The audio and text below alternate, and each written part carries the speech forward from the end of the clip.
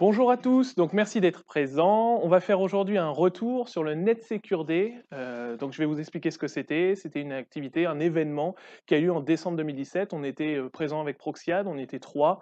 Il y avait Benjamin, il y avait Clément et moi-même. Du coup, avec un plan de présentation très simple, le NetSecurity Kesako, le retour sur les attaques de 2017, tout ce qui est cyberattaque, la mode du RGPD, tout le monde en parle, mais on va savoir un petit peu concrètement ce que ça apporte pour vous et ce que ça implique aussi pour Proxiad. À l'aventure avec les bug bounty, juste parce que ce titre, j'aime beaucoup le nom des bug bounty, donc je me suis un petit peu amusé, et une session de questions-réponses. Donc, le NetSecure Day, c'est un événement normand annuel sur la cybersécurité. Ça fait 5 années consécutives que cet événement a lieu. Le dernier a eu lieu au Parc Expo parce que tous les ans, en fait, il grandit, il grandit, il grandit. Il y avait à peu près 400 participants. Ça représentait à peu près la moitié de professionnels et la moitié d'étudiants. Donc c'est quelque chose qui bouge d'année en année. C'est plutôt pas mal, j'avoue. C'est porté par une association. D'abord la NetSecure Day, qui est une association créée par deux personnes du CESI. Il faut savoir que ça a commencé au CESI, tout petit dans un amphi, et ça finit plutôt pas mal en ce moment, quoi. Ça continue plutôt pas mal en ce moment. Et cette année, ils étaient aussi soutenus par Normandie Web Experts, qui sont eux plutôt sur l'événementiel dans toute la Normandie. Voilà, il y avait une dizaine de conférences, il y avait même des activités carrément avec des portables et des postes pour manipuler directement sur site. Et on va dire que j'ai cité l'ANSSI en tant que conférencier, c'est l'Agence nationale de la sécurité des systèmes d'information. Donc c'est une représentation étatique, donc pour montrer quand même que c'est quand même quelque chose d'assez reconnu. Euh, Maintenant, je vais vous parler en effet des différentes attaques de 2017. On va mettre quatre catégories d'attaques. La première, qui est assez connue de tout le monde, c'est la déstabilisation. On parle souvent de déstabilisation des sites web des entreprises, donc ça peut être des entreprises et des particuliers avec l'amusement sur les forums, sur les réseaux sociaux. En exemple, ben, on voit la déstabilisation forte qu'il y a eu ces derniers temps avec Daesh qui s'est amusé avec prendre de temps en temps un site web et à carrément changer les pages, ou ça peut être plus insidieux en changeant juste quelques liens au sein d'une entreprise pour montrer bah, la perfidie de certaines choses en fonction des personnes qui le font forcément. De l'espionnage, alors ceci prend aussi de plus en plus de vision auprès du grand public, parce qu'on commence à parler peut-être potentiellement d'espionnage étatique avec les Russes, les Coréens, on ne sait pas, ce n'est que forcément des on-dit, il n'y a rien d'officiel. Le sabotage a plus lieu, donc l'espionnage est plus pour voler des données, ça peut être industriel ou étatique, comme je vous en ai parlé. Le sabotage, lui, c'est vraiment pour faire du mal, juste pour s'amuser à faire du mal. Ça peut être des dédits de service, couper des informations, ce genre de choses. C'est vraiment un but de sabotage. La cybercriminalité, elle, alors c'est ce qui augmente d'année en année. Alors là, on se demande quand est-ce que la fin aura lieu, c'est ce qu'on a pu remarquer.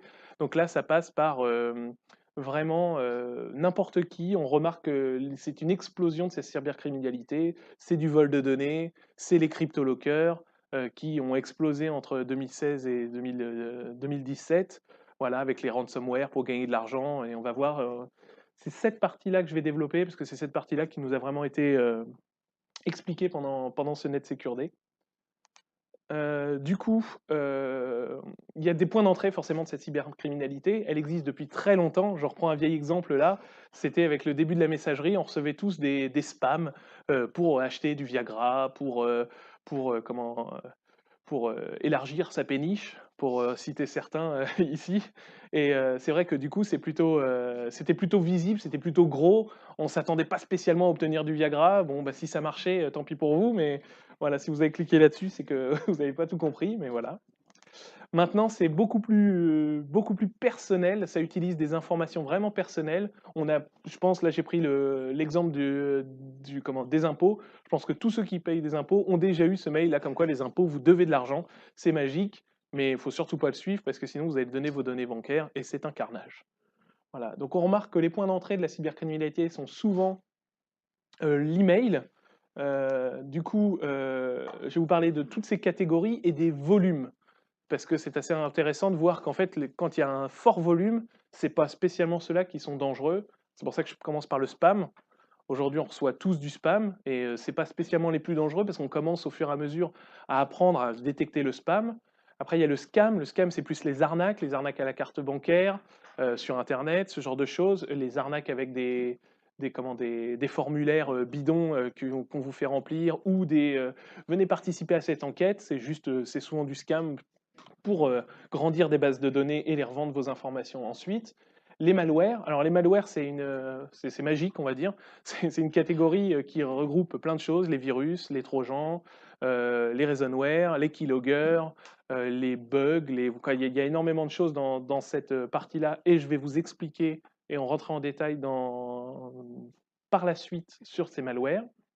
Le phishing, donc le phishing qui est apparu au fur et à mesure, qui est l'évolution du spam en fait, où là on essaye de vous obtenir des données bancaires avec des données personnelles, et le spread phishing qui est assez récent et nouveau, et là c'est carrément, on utilise des données importantes, c'est souvent avec les entreprises, par exemple on va faire un focus sur une entreprise, et on va sélectionner toutes les personnes de l'entreprise au sein de LinkedIn, par exemple, pour obtenir un organigramme de la société, et puis attendre qu'une nouvelle personne arrive, par exemple. On va prendre cet exemple-là, qui est connu, hein, parce que j'ai travaillé dans un grand groupe qui a eu ce type de phishing.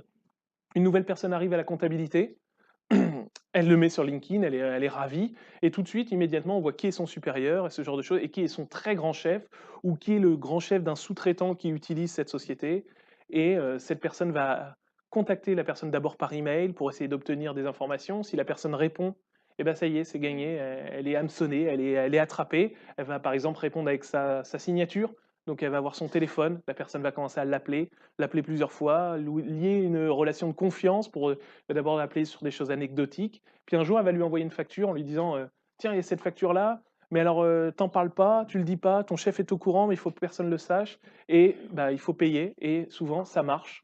Ça bypasse complètement le process de comptabilité de la société et ils payent. Et voilà, ils ont gagné. Et bon, bah, c'est assez facile, hein, il suffit de scanner LinkedIn pour avoir ces informations-là.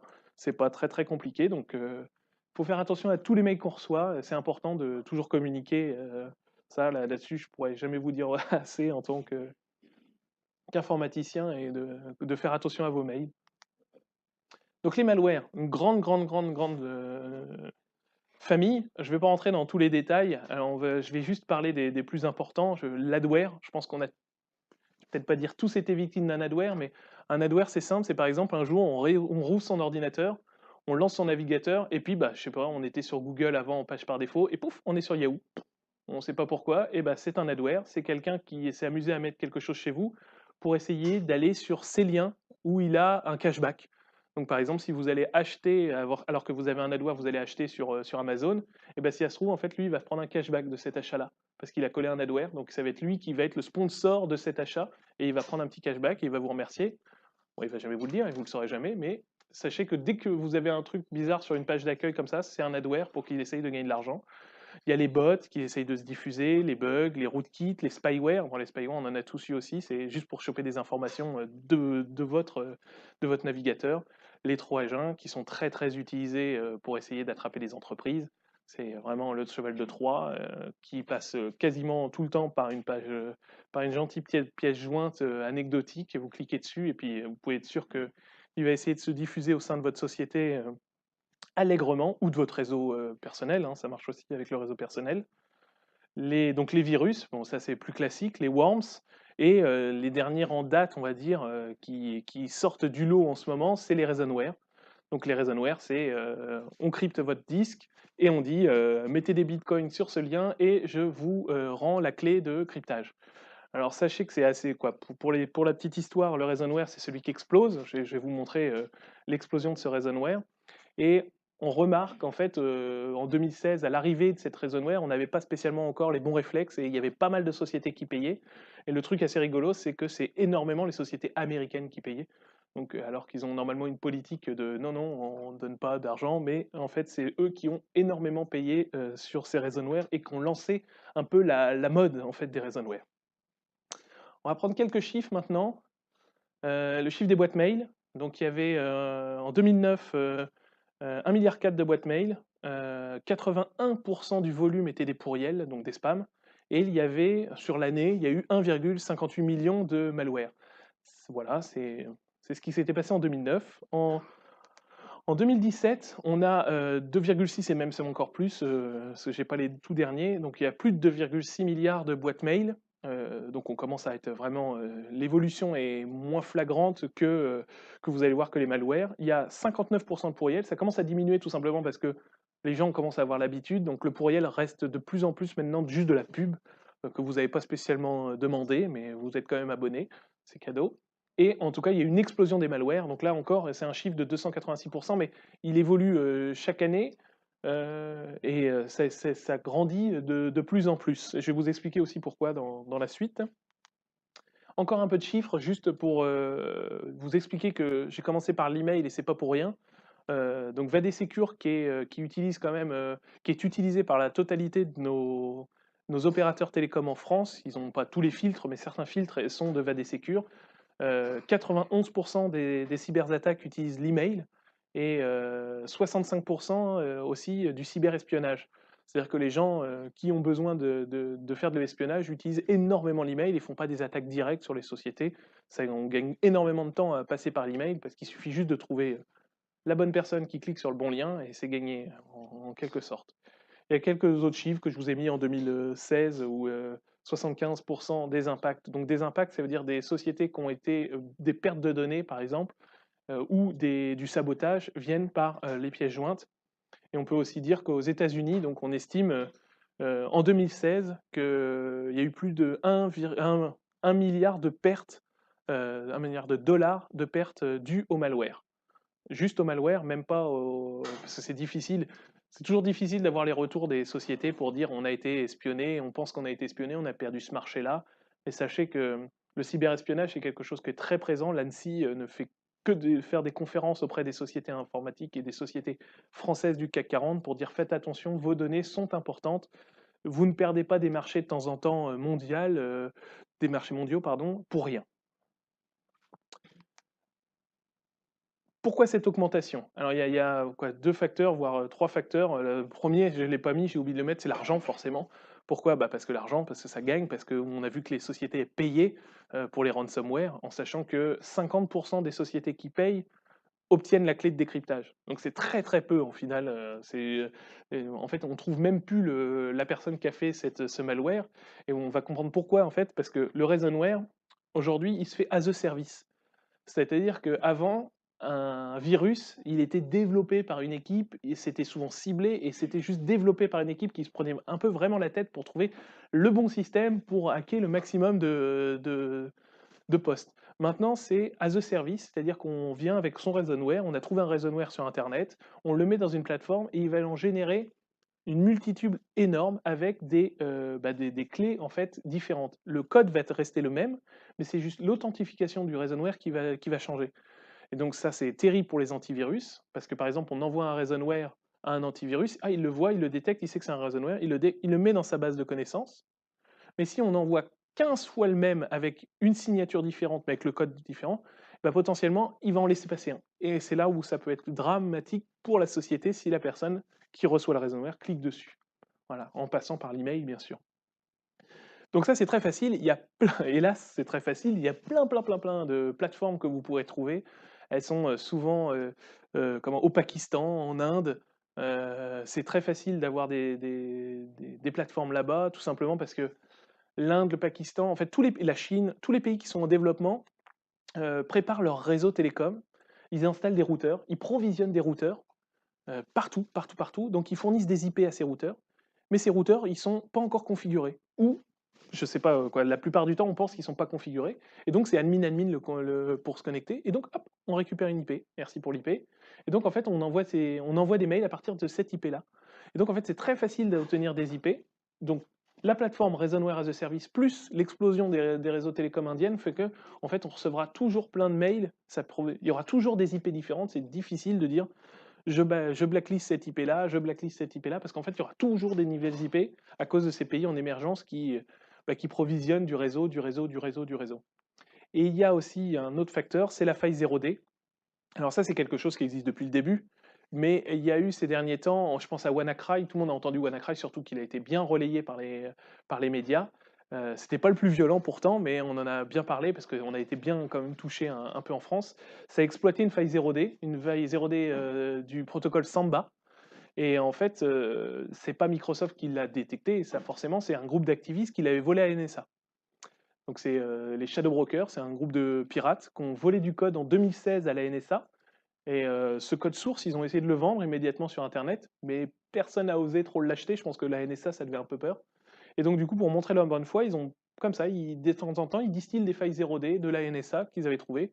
Donc, c'est comme ça qu'on a appris que la NSA avait des failles 0D sur le Cisco, sur du WatchGuard, sur du Fortinet, sur quasiment tous les firewalls utilisés dans le monde.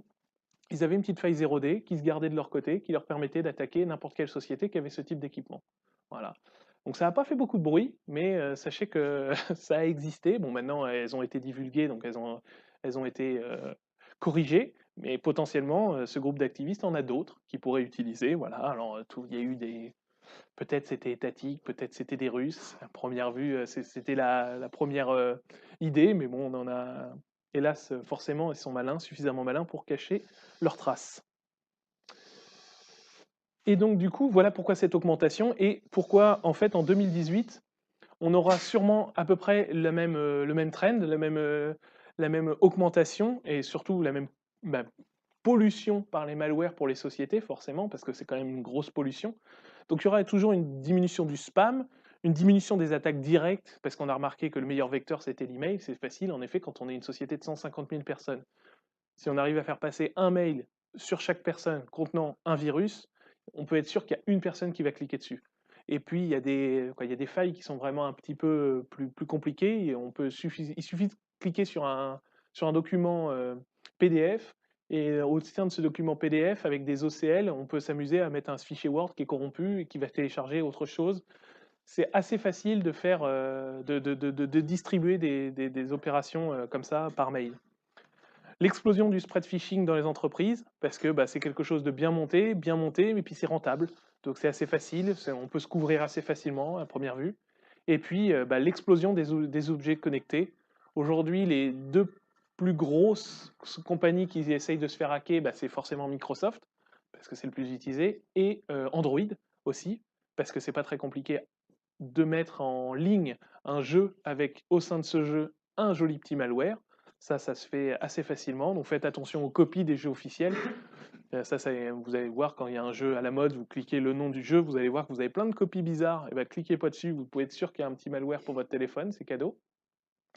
Et donc l'explosion aussi des objets connectés, les lampes, tout ce qui est les box, les machins, les volets roulants, sachez qu'ils sont forcément connectés à quelque chose et c'est très simple parce que on n'a pas imaginé au début, on n'imaginait pas au début de développer avec la sécurité inclus pour ce genre d'attaque. Et donc ces objets connectés sont et seront en 2018 des failles de sécurité énormes au sein de vos réseaux.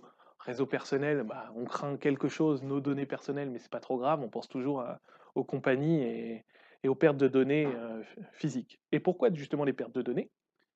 J'en profite, je fais un petit retour sur le RGPD.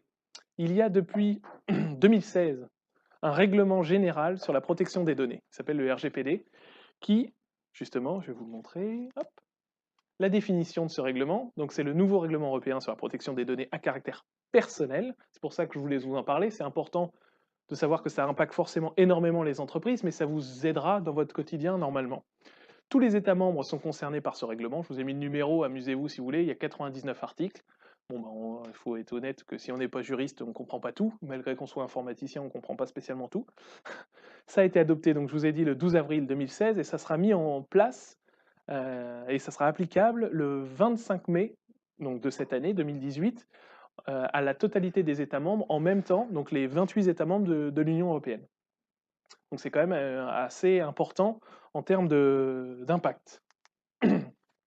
Son objectif, renforcer les droits des personnes, voilà, de leurs données, responsabiliser les acteurs traitant des données. Aujourd'hui, en France et à peu près en Europe, il n'y a que les opérateurs d'importance vitale qui font attention à ces données.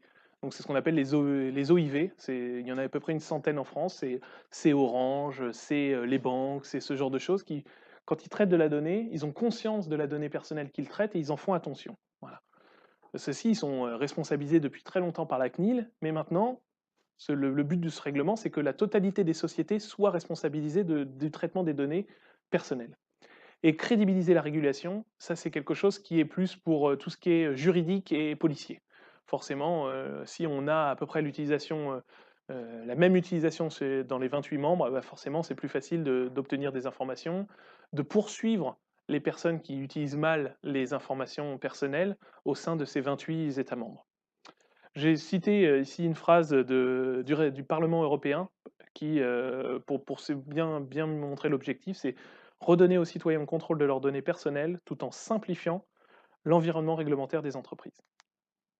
Ce qui change concrètement pour vous, j'ai mis ces petits dessins que j'ai piqués à la CNIL, hein, j'ai rien inventé heureusement.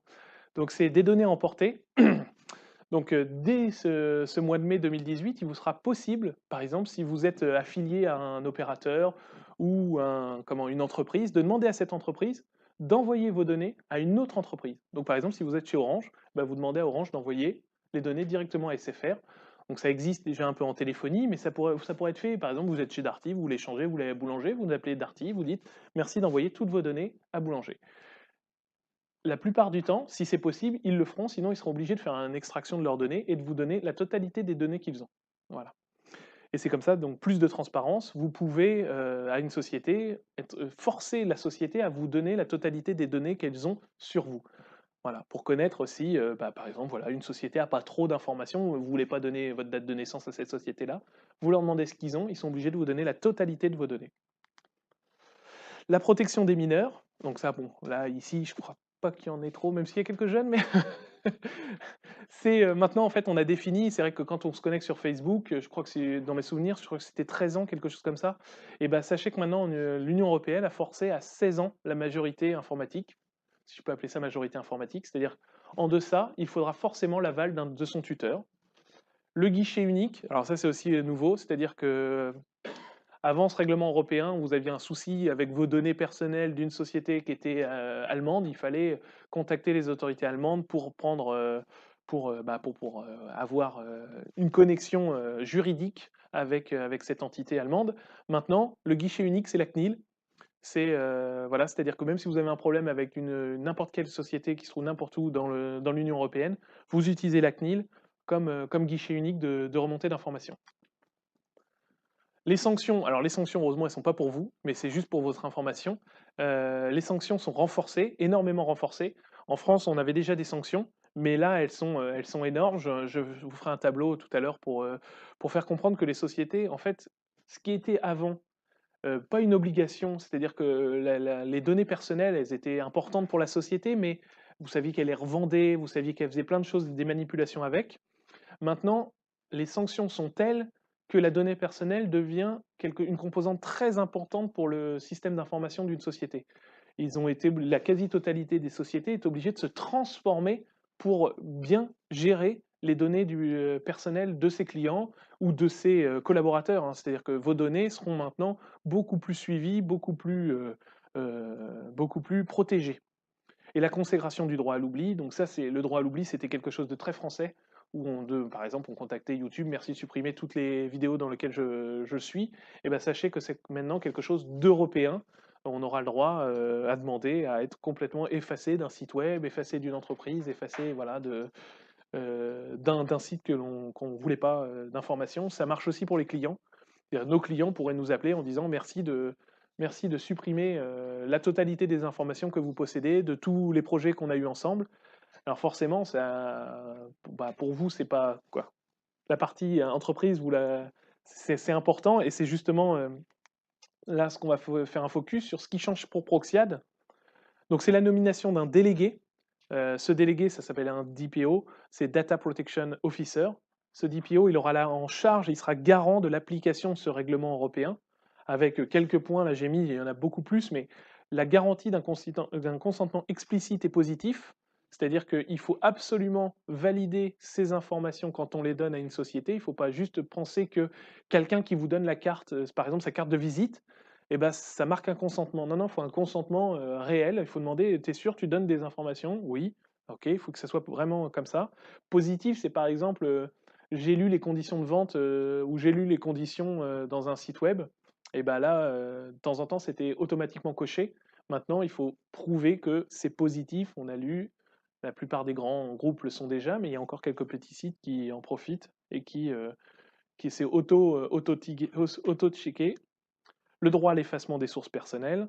Donc ça, c'est pour Proxiad des efforts en termes de log, parce qu'il faut prouver à la CNIL, si un client nous a demandé sa suppression de ses données, qu'on a fait la totalité de la suppression des données et des informations qu'on a sur lui. Il faut un log, c'est assez compliqué à gérer, forcément, c'est important pour Proxiad en termes de changement. Le droit à la portabilité des données personnelles, c'est un petit peu la même chose que l'effacement, il faut pouvoir récupérer la totalité des données et potentiellement les transmettre à quelqu'un d'autre.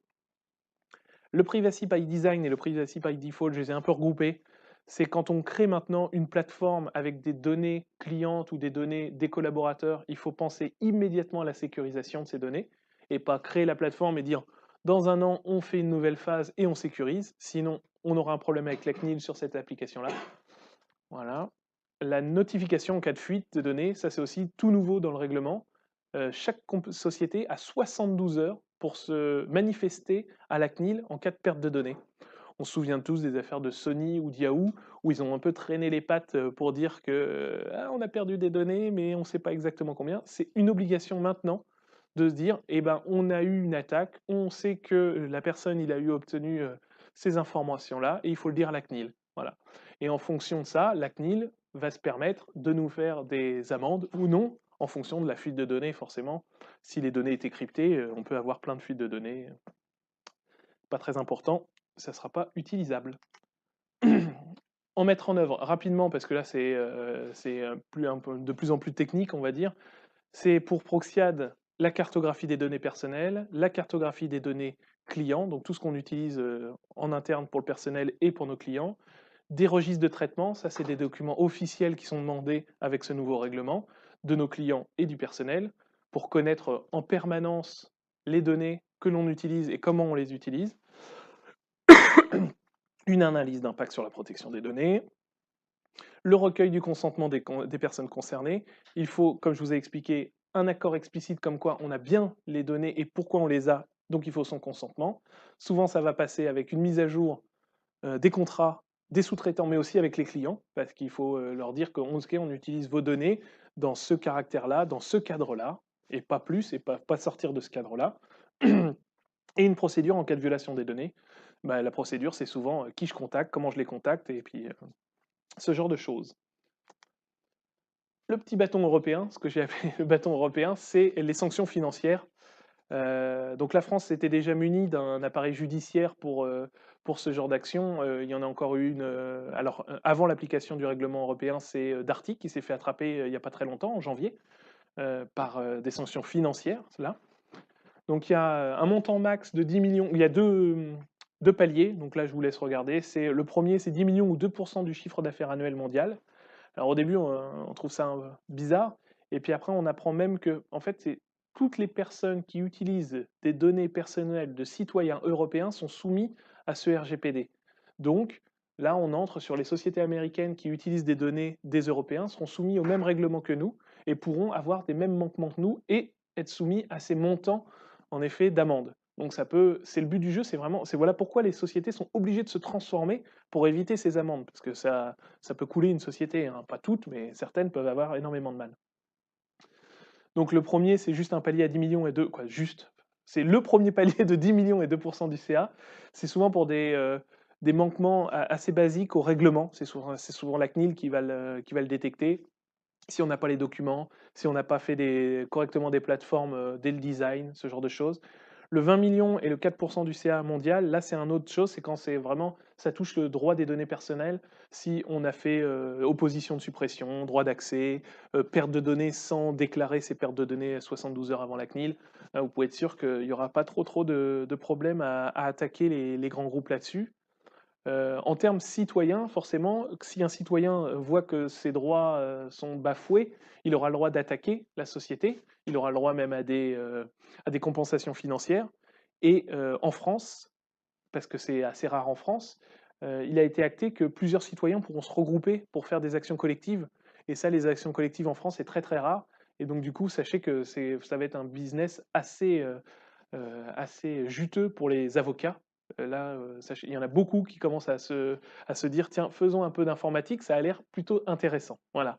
Et il y a des sanctions pénales qui sont très très rares. Il y en a déjà eu en France, et il y en aura peut-être à l'avenir, mais c'est souvent en relation avec, là, le pénal que je connais, c'était un petit peu de prison sursis. Je crois que c'était 3 mois et 5 000 euros d'amende. C'était une personne qui avait divulgué des données personnelles, pas bancaires, médicales sur des mineurs. Donc en plus, vraiment cumulé, j'ai envie de dire.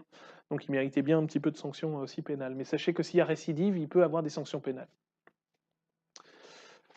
Hop là, là j'ai mis quelque chose qui regroupe, je ne vais pas vous le représenter, mais c'est quelque chose qui vous permettra de comprendre rapidement le RGPD avec quelques points simples et explicites.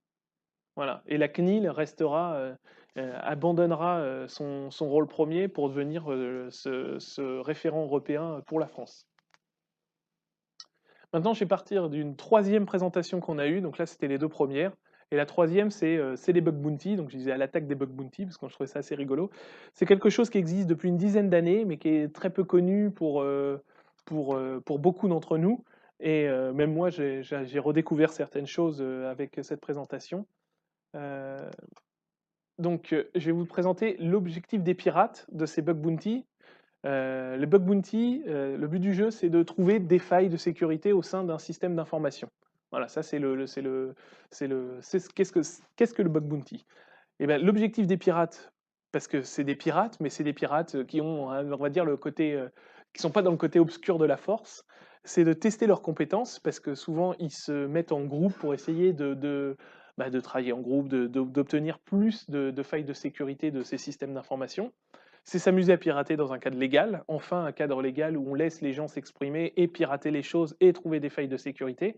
Et c'est forcément gagner de l'argent, puisque les entreprises, alors il y a des petites entreprises qui font ça sur un site web par exemple, et si voilà, c'est quelque chose comme 50 € la faille, et puis chaque faille est distribuée, mais il y a aussi des sociétés comme Apple qui ont joué à ce type de choses pour des nouveaux outils. Android aussi joue énormément à ce genre de choses, et là, ça peut monter, je me souviens, je crois qu'il y avait eu quelque chose comme 15 000 $ qui avaient été versés par Microsoft pour une faille 0D trouvée par quelqu'un. Donc ça peut être rentable, ça peut être rentable. Il y a des gens qui essayent d'en vivre, en tout cas, aujourd'hui, il y a des gens qui en vivent et il y a des gens qui essayent d'en vivre, et puis c'est souvent une passion que les gens font à côté de leur boulot. L'objectif des sociétés, j'ai mis un beau petit, petit dessin, c'est mettre à disposition une partie de son SI et de chercher les exploitations et les vulnérabilités. Ça a un double intérêt, en fait j'aurais dû mettre ça, c'est pour l'explication, et le double intérêt c'est un gain de performance, parce qu'on a remarqué que les outils du marché étaient moins performants que les hackers, que les pirates qu'on peut appeler dans ces bug bounty. Donc on peut trouver beaucoup plus de failles de sécurité grâce à un bon processus de bug bounty qu'un logiciel tiers. Et c'est gagner de l'argent, j'aurais pu le mettre aussi, forcément.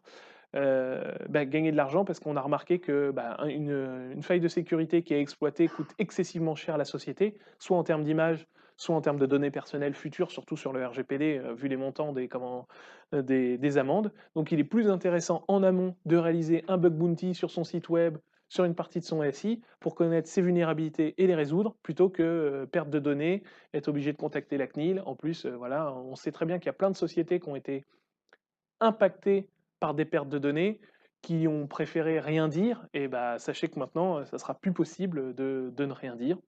Il faudra absolument l'informer. Un petit historique rapide des bug bounty, comme je vous l'ai dit, c'est quelque chose qui existe depuis très longtemps. La première société à avoir fait ça vraiment connue et importante, c'était Netscape en 95.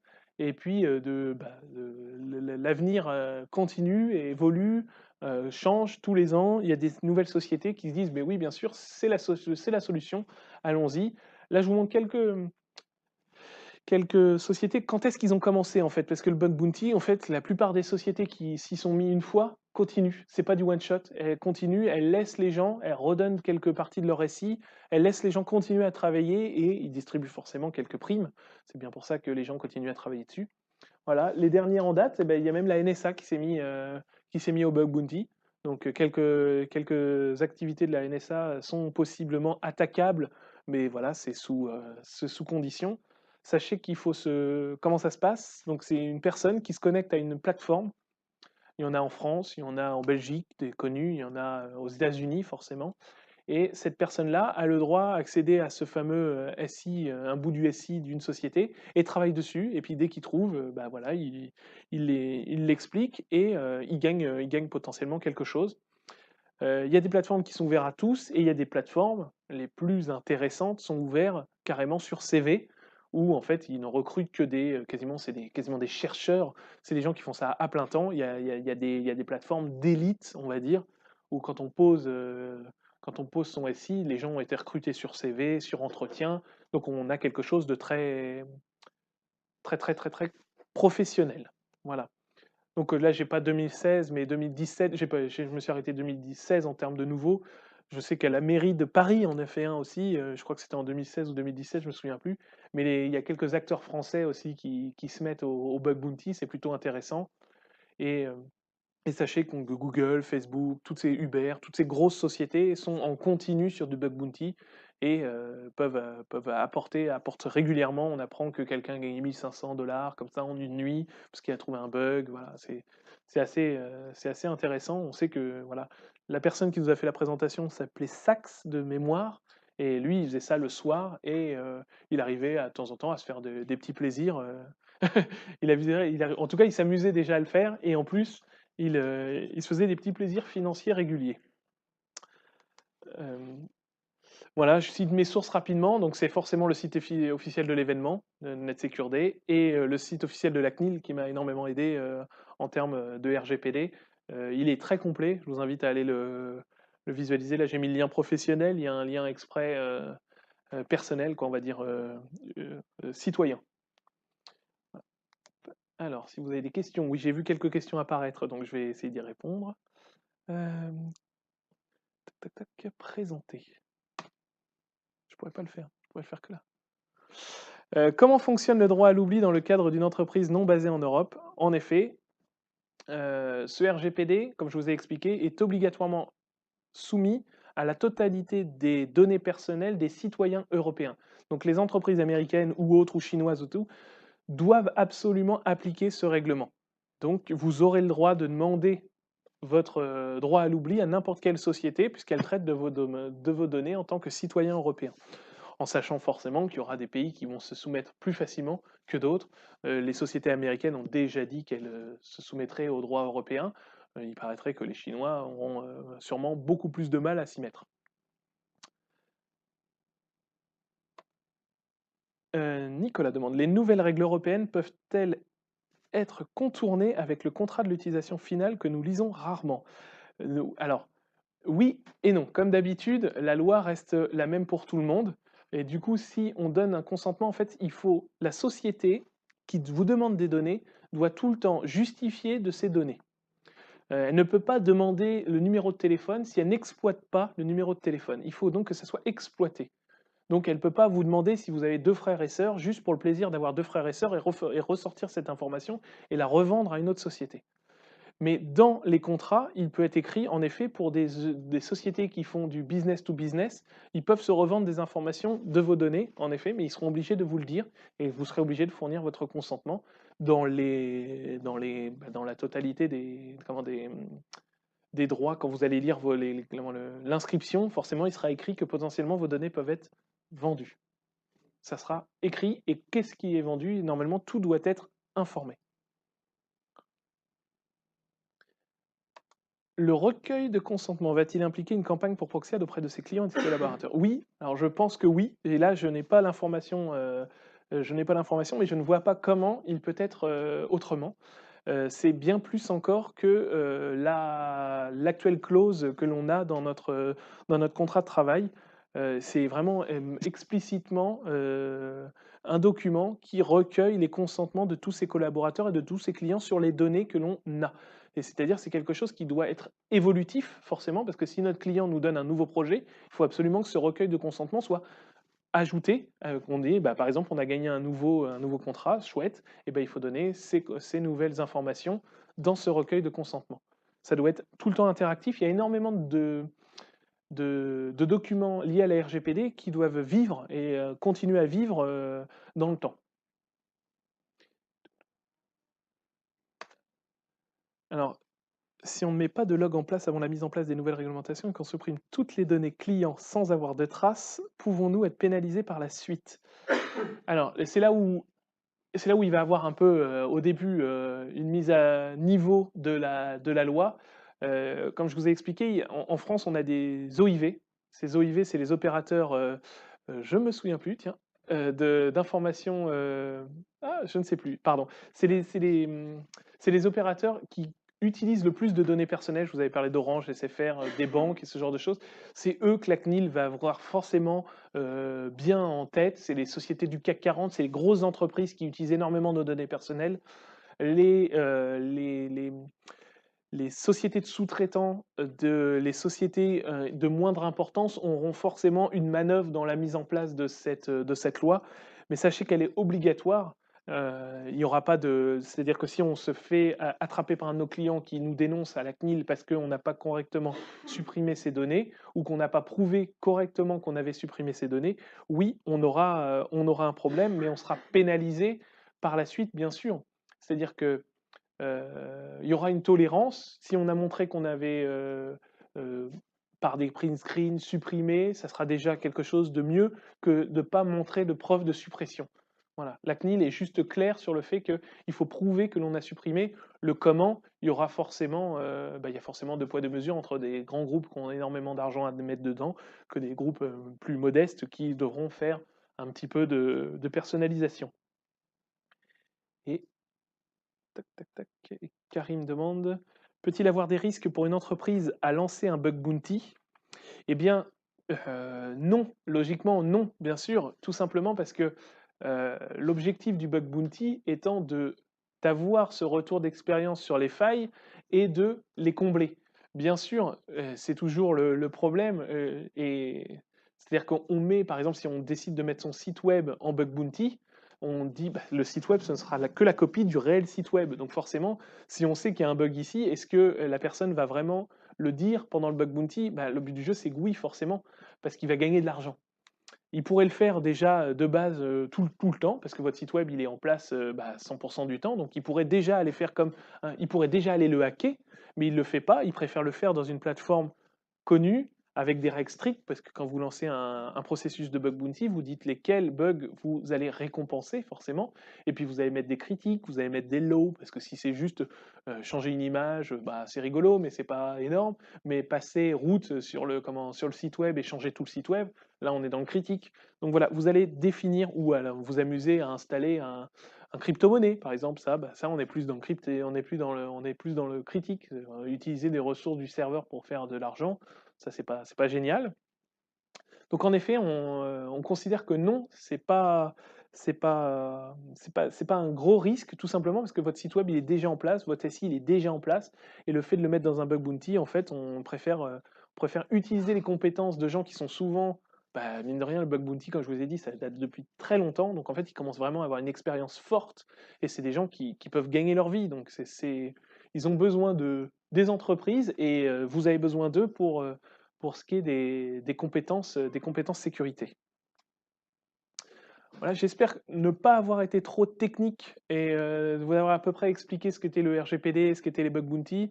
On a eu des bonnes conférences sur ça. Ça donne envie de se lancer dans ces sujets. Donc j'espère que ça vous a plu et je vous souhaite à tous en tout cas une bonne journée.